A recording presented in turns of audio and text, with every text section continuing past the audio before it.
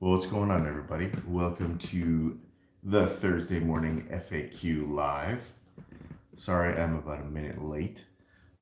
First of all, you're just gonna have to forgive me. My voice is jacked up today. So we're drinking coffee and trying to do this anyway. Let's get over here real quick to. So for those of you that are new to the channel, this is Mondays. We have technical guitar videos, all about guitar stuff. Guitar tone, all that kind of stuff. On Thursdays, we're doing a live hangout where we do an FAQ.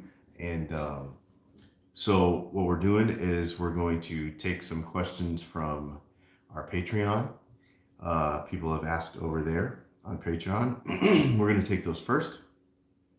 And then we're going to take some questions that people have sent in yesterday on our post on our YouTube live page. I'm just trying to get over here really quick so that I can see the chat.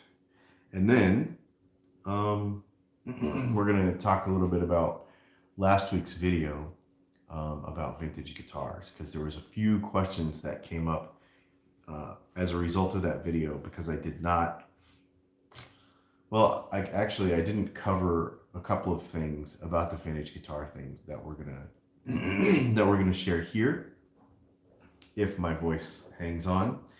And we're gonna talk about finish. We're gonna talk about wood quality and that sort of stuff, because that gets a little sketchy. So we're gonna talk about that here in just a few minutes. So thanks for hanging out. Good morning to everybody, and let's get rolling. We're gonna go into our Patreon first. There's a couple of really good questions over there.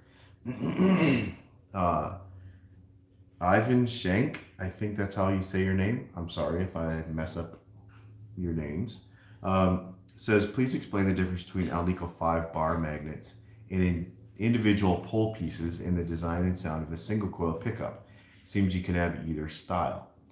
So there's a couple different things here. One is, in a single coil pickup, you could put a bar, so like a blade. That's still a steel pole. It's not adjustable, and it goes all the way across, and there are magnets underneath it. Or you could have a bar magnet underneath with individual steel poles, like a Squire pickup, for example. The reason they do that is because it's cheaper. Ceramic magnets are cheaper than Alnico rods. They're easier. It's easier to build. You can do it all with a machine. It's not that difficult because it's all molded and stuff. So they do it to save money. Does it sound better? No, it doesn't. You're gonna get a more articulate, I guess the easiest way to explain it. You're gonna get a more articulate sound, I guess. The poles, when they're under strings individually, the shape of the magnetic field is different. It's not more or less like a blob of the magnetic field that goes all the way across. It's individual points. And so that's going to introduce inductance into the coil a little bit differently. Because it's not moving. They are connected because they're close together, but it's just not the same. So it is different. They do sound different. And they sound better, actually. Individual Alnico pole pieces, in my opinion, sound better. Now, blades do have their place, though, if you can't sort out string spacing. If you're doing something on a bass, a lot of times you can get more magnetic field out of a blade. So if the strings are really heavy, and you need that, then you can get that. Brian Locke says, adjusting the horizontal angle, like say a Strat bridge, has a noted effect as removing the given pole magnet within the along the scale. So what he's talking about is the angle of the pickup, like a bridge pickup on the telly, okay, or a Strat. But what about the other axis? Does lowering the treble side and raising the bass side, or vice versa, have an effect in a similar fashion worth exploring? Yeah, totally. So pickup height's a big deal because uh, the shape of the magnetic field over a magnetic pole piece is not as big as everybody wants to say it is. So people will go on about string pull and all this kind of stuff. Um, because of the way magnets work, it's not an issue. And actually, the prime spot is not super close. It's, well, we say 2 times in a nickel, right? So 150 thousandths of an inch. So what is that, about 3 millimeters, something like that? 3 to 4 millimeters, probably something right in that area. And it makes a huge difference. If you have an opportunity to set up pickups with an oscilloscope, it's really interesting to watch the shape of the wave as you move it closer and further away. There is like a diminishing returns though when you get too close. So um, magnetic pull, magnetic pull on the strings is never really an issue though, um, as long as the pickups are adjusted correctly. So, no, really good questions. Let's see. Let's go over to the stuff people asked yesterday. Thanks for those that asked a couple of questions in Patreon. I really do appreciate it, and make sure we prioritize you first. And I should check and make sure if you're live right now and you use Super Chat, that will be another way where I will get over there and answer that question real quick before we run out of time. Or voice today. Why do you use an Alnico 3 in your DAF versus an Alnico 2? I actually like 5s the best. We'll put anything in there. Like I'll custom build you a pickup with whatever you want in there. But we really like the 5s. What are your thoughts on the Duncan P rail? How do they work? And would you ever consider melding 2 different style pickups together yourself? Maybe a P90 with a single coil in the shape of a humbucker. I don't know, just interested. I don't really care about that stuff. I mean, Seymour Duncan does it. So the problem with a lot of that stuff is the tooling costs, and they have the scale to do that. So small pickup builders like myself, it's really hard to tool up for that stuff. And it's just not a super popular pickup anyway. And I don't really like the way they sound. So I've had them in guitars, and I don't know, it's just not really my thing. So, and I have messed around with different designs like that, but all in all, the tooling costs and the time that you put into it, to me, isn't worth it that much.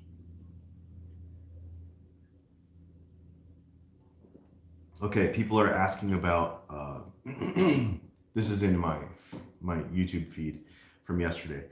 People are asking about Dearman pickups and Alumitone pickups. I don't know enough about them yet to say anything, and I'm working on it. Just so everybody knows, I'm also working on lace sensor stuff, getting some here to cut up. So that's cool. Yeah, a lot of people are asking about the Dearman stuff. I've had a few here. I don't, and there's so many of them. There's actually a bunch of different formats of them. So I don't have enough information to give you. Let's see. Real quick here. I have to shield my guitar, aluminum or copper, and why? Copper, because you can solder to it. And you can make sure that it's all connected. Aluminum foil is too hard to work with. And it's actually not much more expensive. I'll leave a link in the description of this video for the foil that we use. It's actually for landscaping to keep squirrels out of your flowers. But it has conductive glue, and it's solderable, and it's awesome, and it's cheap, and it's way cheaper than like StuMac and stuff. So I'll leave that in the link in the description of this video. I noticed you market the 8-ball humbucker as a bridge position, but not as a set. Absolutely, we will do that. I'll put it in a set. We can make it as a set. That's super easy, but it works really good in the bridge. And I really personally like the center punch in the neck. Center punch in the neck, 8-ball in the bridge, killer combination. If you have a JB and a Jazz in your guitar right now, you'll want to take those out and put a center punch and an 8-ball in their place, and it'll be like your amp had a cardboard box on it, and you just like took it off of there, and it was just amazing.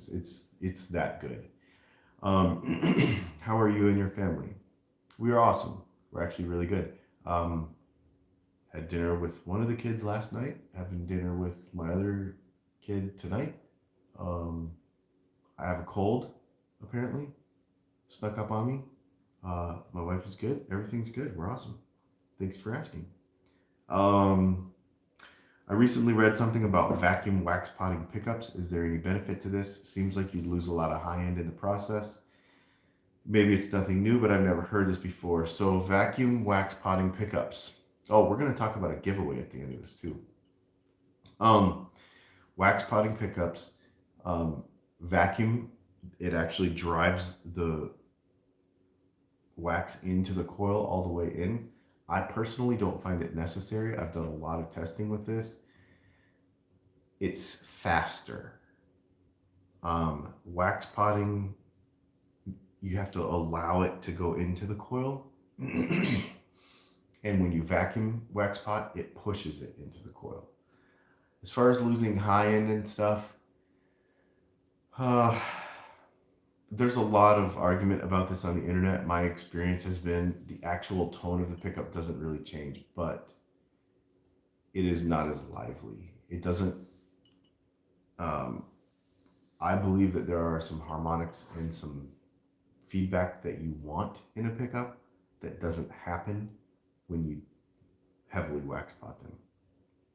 So there's a balance between keeping all of the parts tight and keeping everything like from rattling against each other, because that's actually what causes pickups to squeal.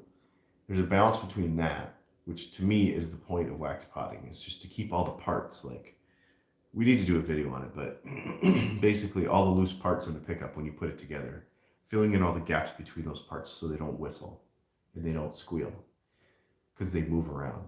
And then, but don't saturate the coil too much, because then, yeah, you'll kill some fun. I guess that's the easiest way to say it, because unpotted pickups are really fun, but you really you have to tame them, right? And so that balance between those two things is the thing. And if you if you vacuum pot them, you'll kill that, big time. Yeah, I mean, that's kind of the thing. Let's see. All right. Okay, so it looks like we're pretty caught up. So I want to talk a little bit about this video that we made last week about vintage guitars, because one of the things that we did not talk about was the age of the wood, and that came up in a lot of FAQs afterwards. People were like, well, what do I believe, and that always is the phrase, what I think, what I believe, is that the older the wood gets, the better the guitar sounds. So that's what all these vintage freaks are going on about. Here's the thing about it, though. People are going to ask me over and over and over and over again what I think about Tonewood. And so here it is. Let me take a sip first. This is going to take a minute.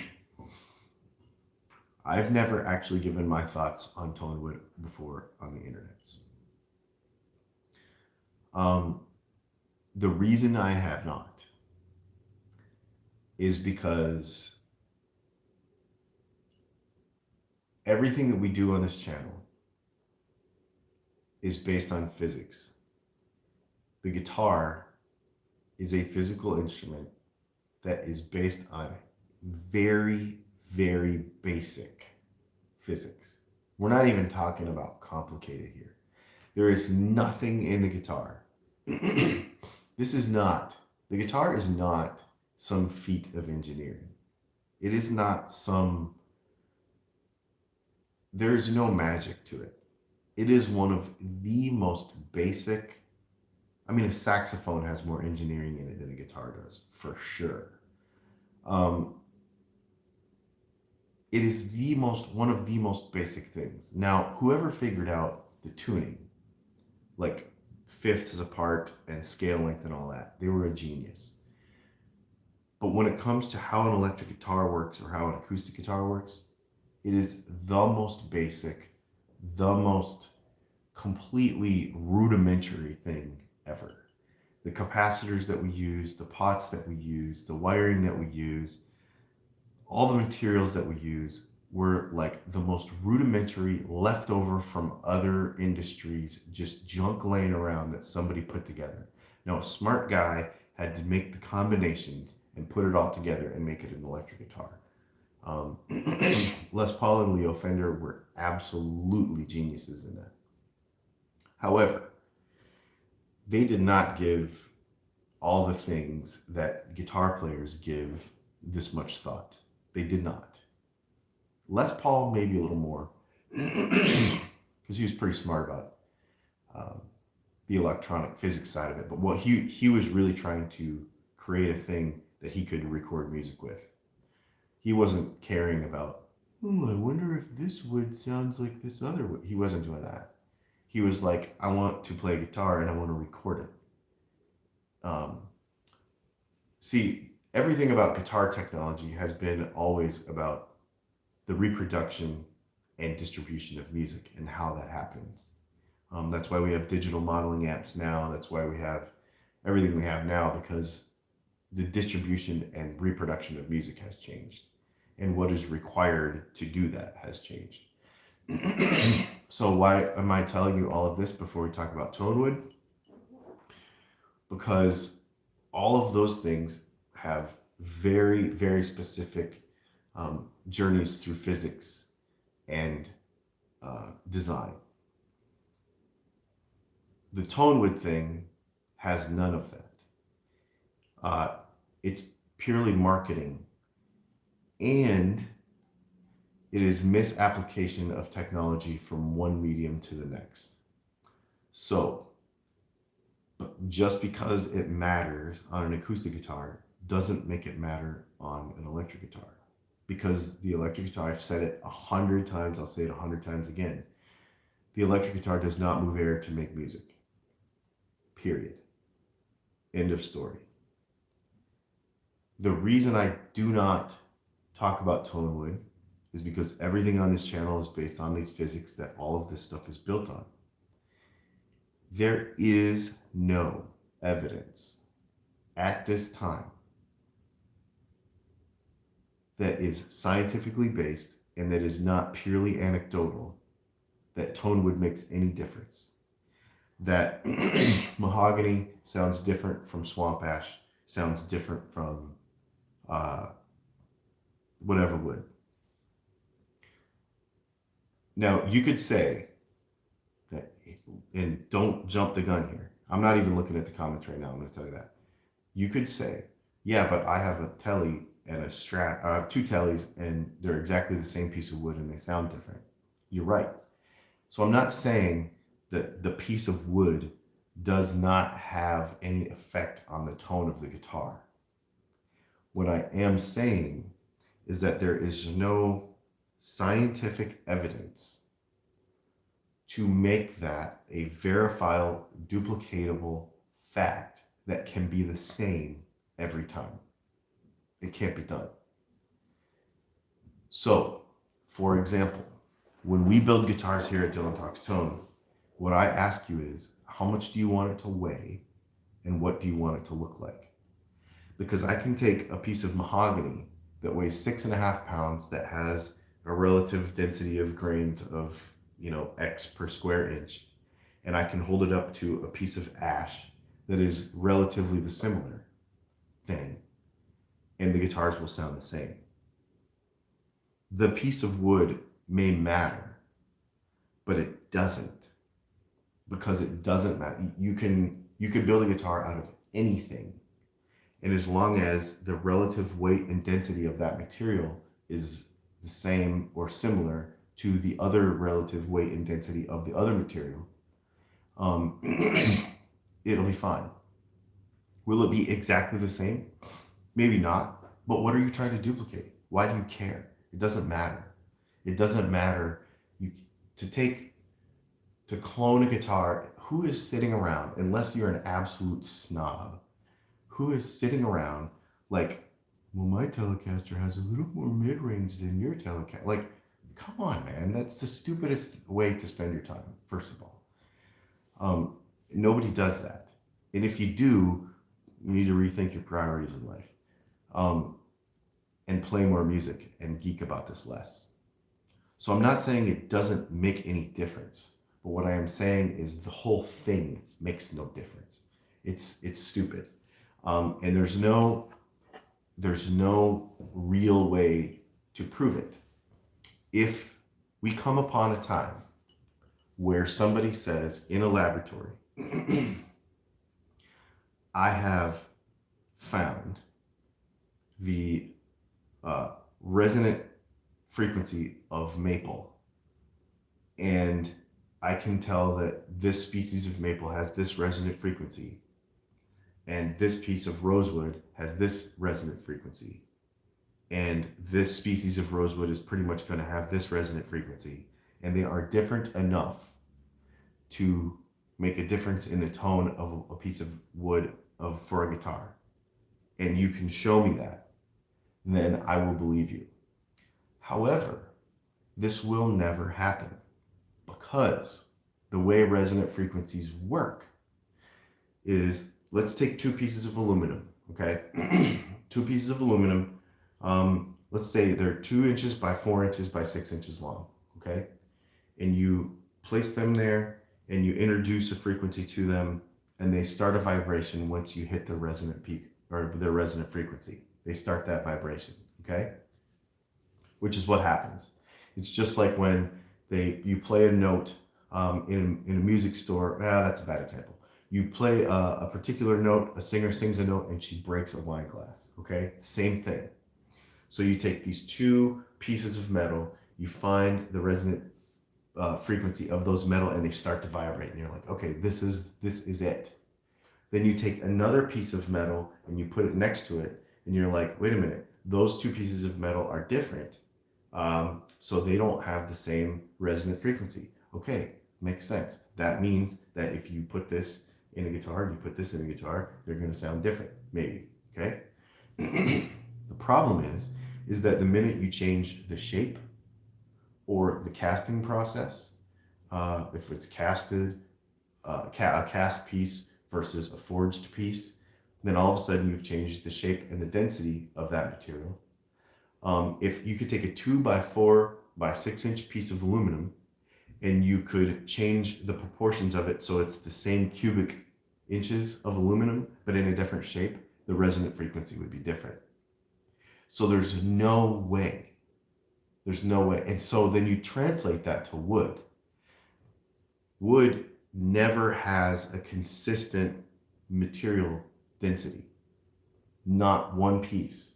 There's not even one piece of wood within its own self that has a consistent density throughout itself. So then you can't take two pieces of ash, set them next to each other, and get a resonant frequency.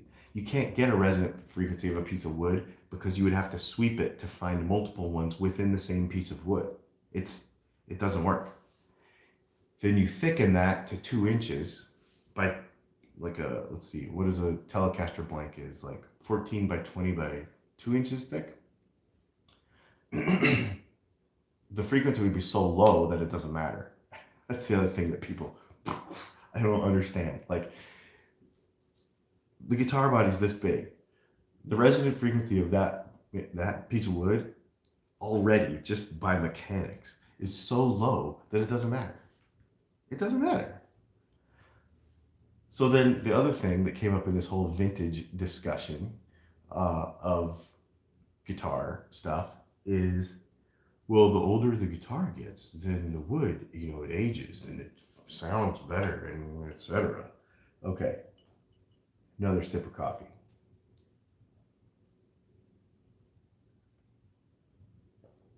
All right. Here's the thing that happens to wood when it gets old, and this is science. This doesn't matter whether it's guitars, doesn't matter whether it's furniture, doesn't matter whether it's the wood in your house, okay?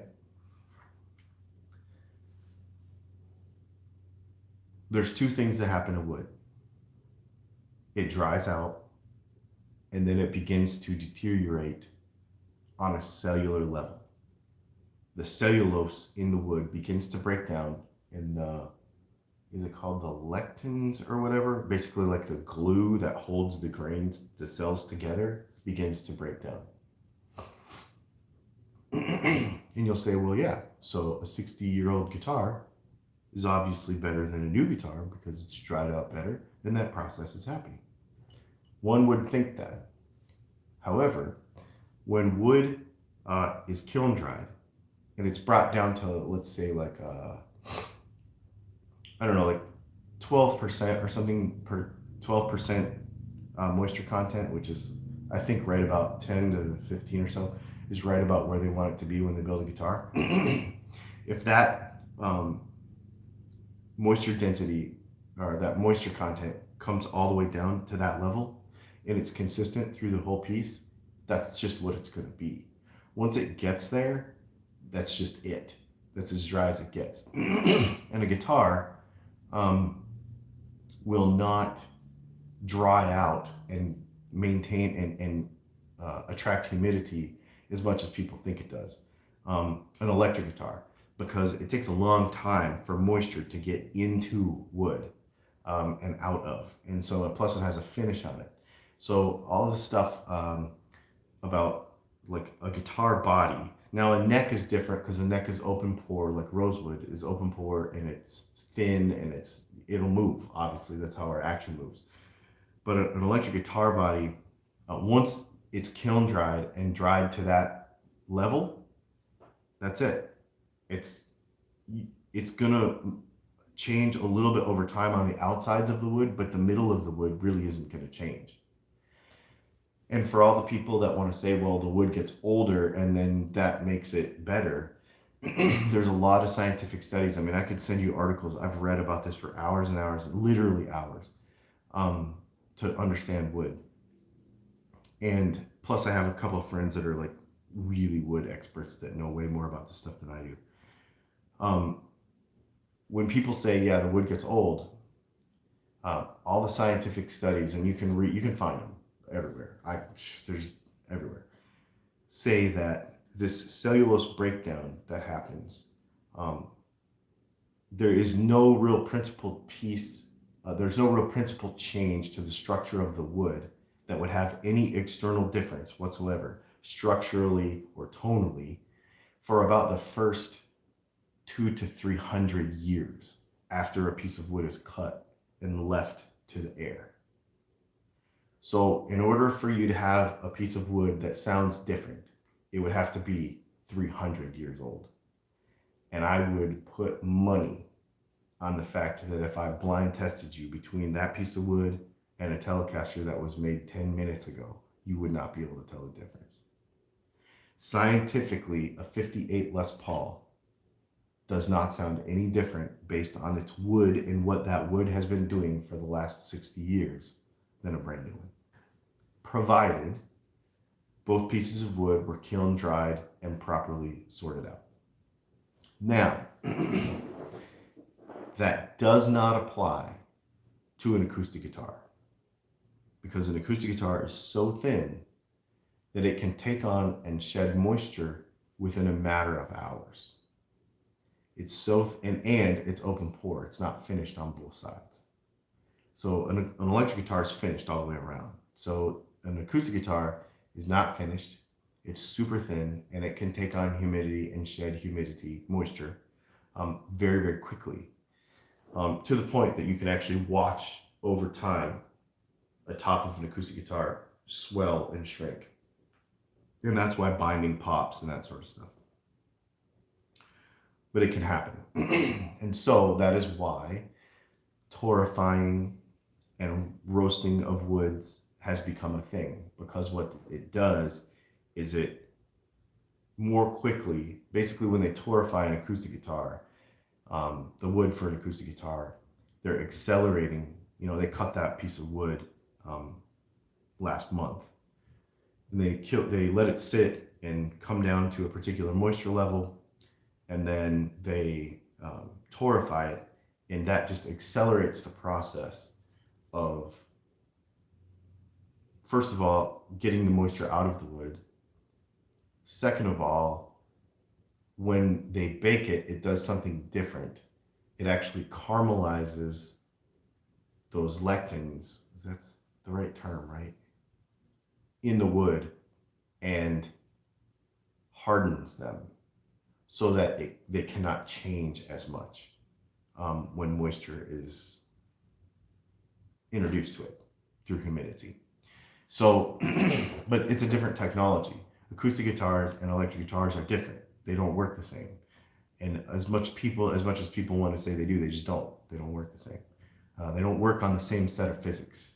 Electric guitars and acoustic guitars do not work on the same set of physics. Now, some of it crosses over, but you're moving air versus transducing energy.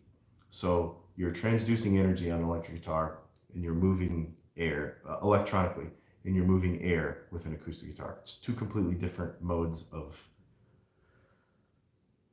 transfer of energy. It's two different modes of transfer of energy. So this is why I do not care about it. And if I could get into a lab, if I could speak with, I would really love. So here's what I would love. And if you know anybody, or if you have friends who are, or if you know somebody who knows somebody who knows somebody, I would really like to get in contact with probably an aerospace engineer, like who can build airplanes and rockets and stuff. I would like to speak who does not play guitar. They're not allowed to play guitar. If you have a friend who does that, I would like to speak with them. A legit one, not somebody who learned it on YouTube, like somebody who works at Boeing or something, or somebody who works at Lockheed Martin. If you have a friend who does that, or you do, well, you don't count because you probably play guitar. I want somebody who doesn't play guitar. I'd like to get in touch with them, and I would like to discover this more. Because the reason I mentioned aerospace is because everything that they do, and this comes back from my land speed record days, world's fastest Indian,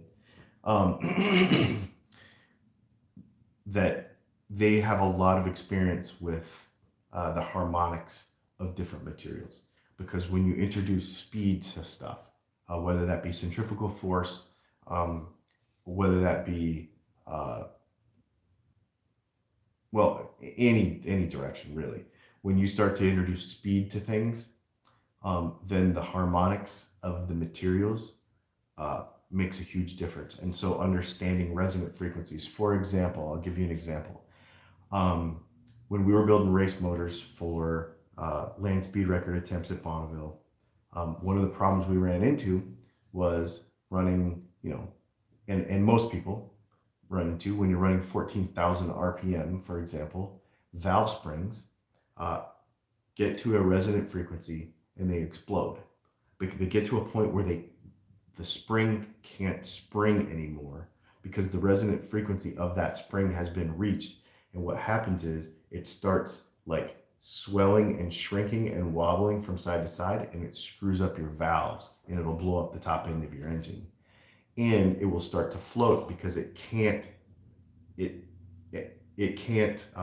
return to shape once it hits this resonant frequency. So we actually changed the shape of the valve spring. So instead of it being a straight up and down valve spring, we made it into the shape of a beehive. So that each of so if you have, we call them our beehive valve springs. So if you have each of the coils is a different diameter, then technically that valve spring can never reach a resonant frequency because each of the coils has a different resonance to it. So this is actually an excellent example of why a piece of wood doesn't really have a resonant frequency. because over here there's more grains, over here there's less grains, maybe there's a knot in the middle, maybe there's, the bottom line is, um, that piece of wood does not really have a resonant frequency, you know. So let's see. Koenigsegg went to magnetic valves for that reason. No, that's exactly right.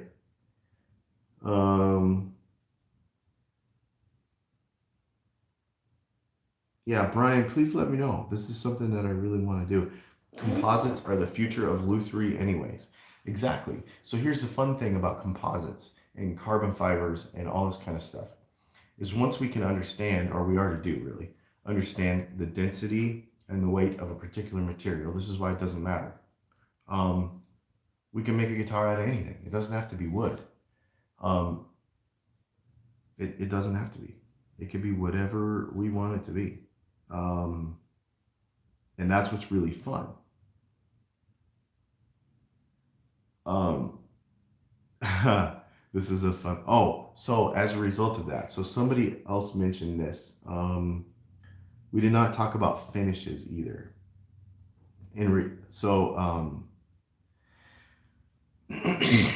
Nitro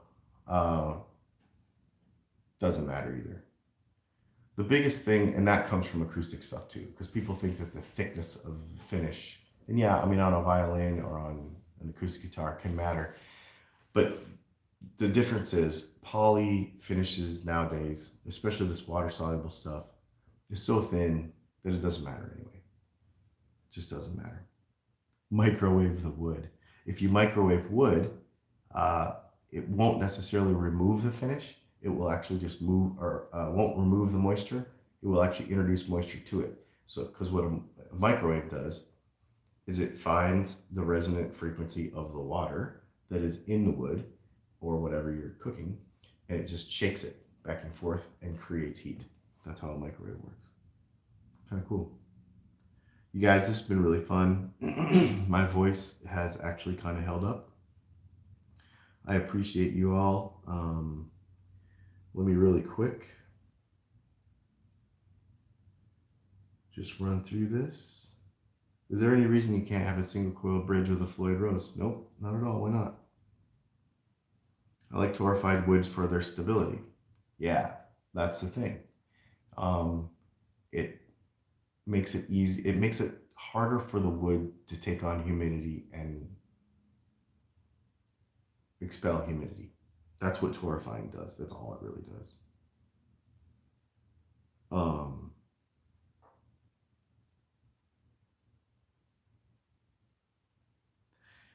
The type, weight, density of the wood, and finish is more about how the electric guitar feels in the hand and less about the tone. Dude, you have totally hit it. You have totally hit it. Just because a guitar feels good in your hand doesn't have anything to do with how it sounds. It's telling your brain something, but that doesn't necessarily mean that you hear it the same way. That's all I'm going to say. I have a video coming on this, but I'm working on the details. That's all I'm going to say. Who and what car were you involved with at Bonneville? I was just reading some stuff. Motorcycle stuff. So in the, I guess it would be 2008, 2009, we built, and it was just one class. It was called PS 450, I forget, but it was PS 500. So the world records that I have, we have two. Well, we have one 2 years in a row. And it's under 500 cc's.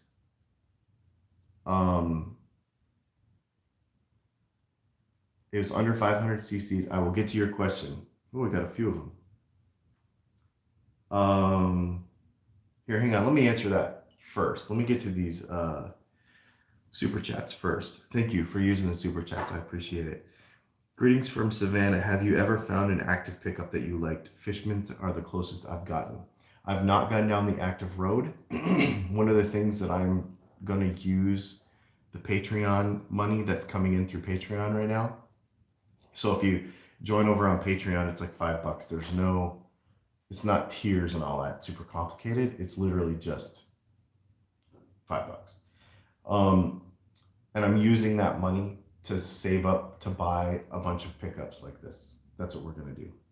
Um, that's what I want to use that money for. Hey Dylan, I've heard ceramic magnets don't degrade like Alnico. Yes, that is true. So Alnico pickups will slowly lose their magnetism over time, especially if they are uh, exposed to other magnetism, if they are exposed to shock, if they're exposed to heat, but it has to be like over 800 degrees. So don't put a soldering iron on your magnets. Don't expose them to other ceramic magnets, for example, and don't bang on them. Never, ever, ever, ever use the soldering gun with the trigger to work on your guitar. Don't ever do that. Because that will ruin your pickups. Because there's a coil in there that will basically act like a magnet and degauss your pickups, and it's strong. So don't do that. Yeah, super cool. So somebody asked about what I was involved with at Bonneville. Now that we took care of those super chats, let me just make sure there's no more. One is we took a CRF 450 Honda and we engineered it into a well, the first year it went 121 miles an hour and broke the previous record by like 13 miles an hour. Then we went back the next year and we went like 132 miles an hour on a dirt bike. I was involved in off-road racing in an off-road company at the time. And so we focused our efforts on making the world's fastest dirt bike. My business partner actually watched the world's fastest Indian, that movie, and he called me one day and he's like, dude, do you want to do this? Do you want to set a world record on a dirt bike? Let's make the world's fastest dirt bike. I was like, heck yeah. So we just took like 2 years and built the first bike. And then we took that same bike back the next year after making a bunch of changes and went 132 miles an hour, which doesn't seem very fast, but it was at that time, I don't know if it is now, the world record in that class. So it was so fun and it was worth doing. Whiskey, honey, lemon, and warm kettle water. That's it. That's what I'm going to do after this, actually. Yeah, man, this has been super fun. Nitro is just a primitive plastic. Last chance if you want to dump some super chats in there really quick to get a quick question answered. Otherwise, I'm going to take off because my throat is about done. Thanks for hanging out. We got a cool video coming out on Monday. Make sure you subscribe to the channel. Hit the like button. If you want to get your question featured and you cannot watch live, make sure that you go over to Patreon and ask it over there. Oh, the other quick thing before we go is we do have the video, we do have the giveaway. I think we're gonna wait until I got screwed up in January. So at the end of February, I'm letting this go until February. If you comment on these videos between now and the end of February, you're gonna get entered to win this maintenance pack. It's a tuner. It's in the thumbnail of this video, and I'll make sure we put it back up. It's a tuner. It's a toolkit. What else? There's a couple other things in there. A polishing kit for your frets, and a neck cradle so you can work on your guitar. Everything you need to work on your guitar. So we're giving that away at the end of this month, which I think is gonna be super cool. And then the end of next month, we're gonna start doing this once a month. And that's the other thing that I'm using the Patreon money for. So basically, anything that comes in through Patreon, we're just putting back into the channel, which is what we're doing. And actually with, for instance, like the super chat money and stuff. So we're just trying to put this back into the channel and give you guys better content. So by the end of the month, we'll have a bunch of people, and that one's going to be worldwide too. We're going to start doing these giveaways worldwide. I figured it out. It's not that big a deal. So we're going to start doing this stuff worldwide. So thanks for hanging out, and I appreciate it. You guys have been awesome. Thanks for putting up with my voice this week. Thank you so much for using the super chats this week. That really means a lot to me, and I'm glad we were able to catch your comments. And we'll talk to you next time. Thanks for hanging out.